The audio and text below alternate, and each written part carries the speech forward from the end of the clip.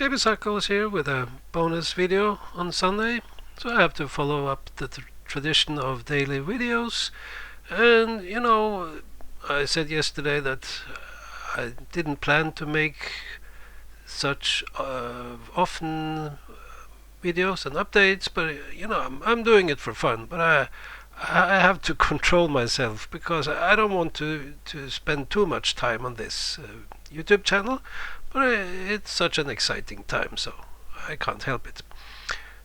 Also, someone asked, why do I not make videos longer than 10 minutes? Well, I'm not any computer expert, and I just downloaded some free software a couple of years ago, and it only allows me 10 minutes videos. So if you have any suggestions of good free software that allows me longer videos, so please mention it in the comments.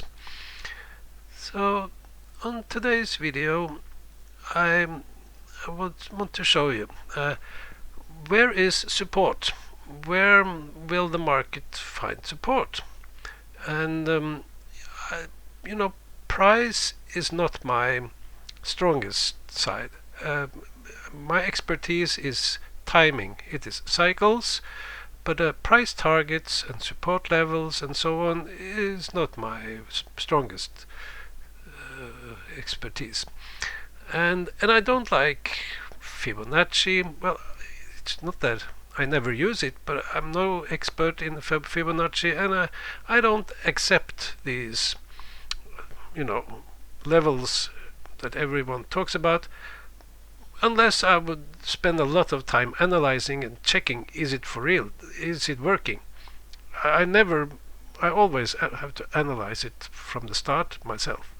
But what I am good at is finding patterns, and I've been looking at these charts for decades, and suddenly I discover some interesting patterns, and today I want to show you this pattern.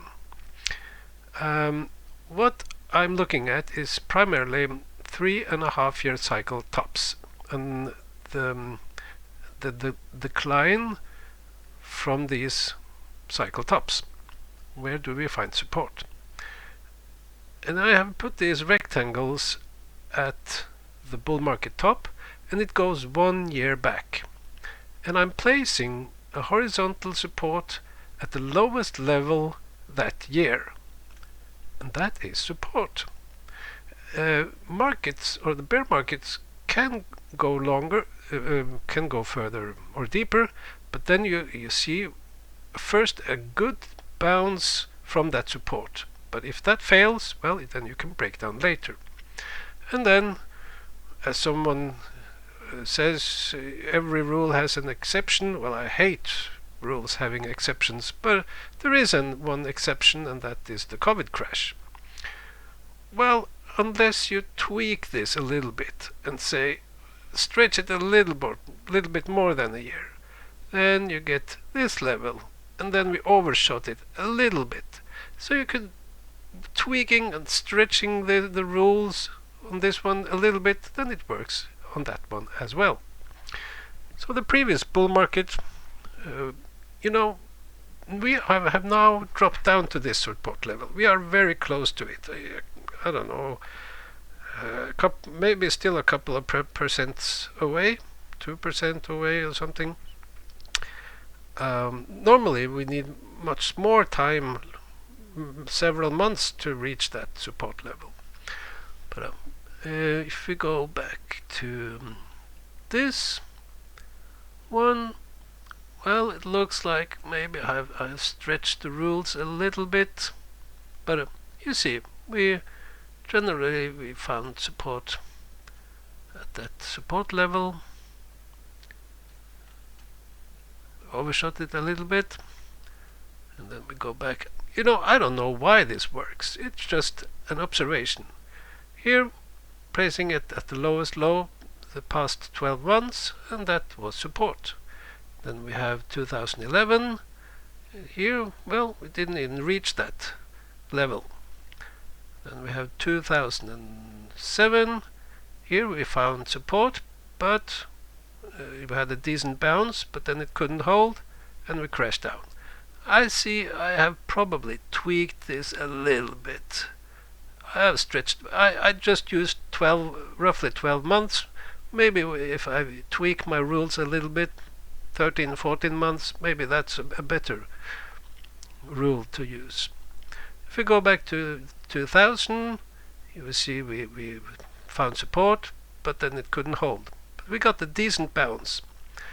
1998, well, we didn't get all the way down there. 1994 was hardly any bear market, but the support held at that point. 1990, here we overshot the target or the support a little bit, but roughly it was support at that level.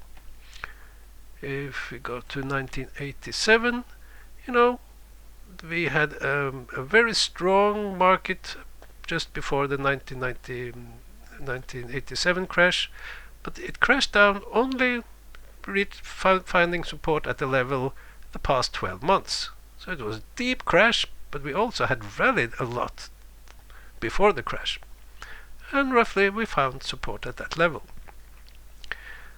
And here 83 didn't reach all the way down to support. Here in 81 after a long and harmless bear market, we almost came down to support. And this one was also a lame bear market.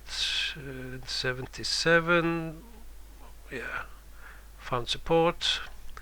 And then we have 1973. I should have placed one of these. We found support, tried to bounce off it a couple of times, and then finally it broke. And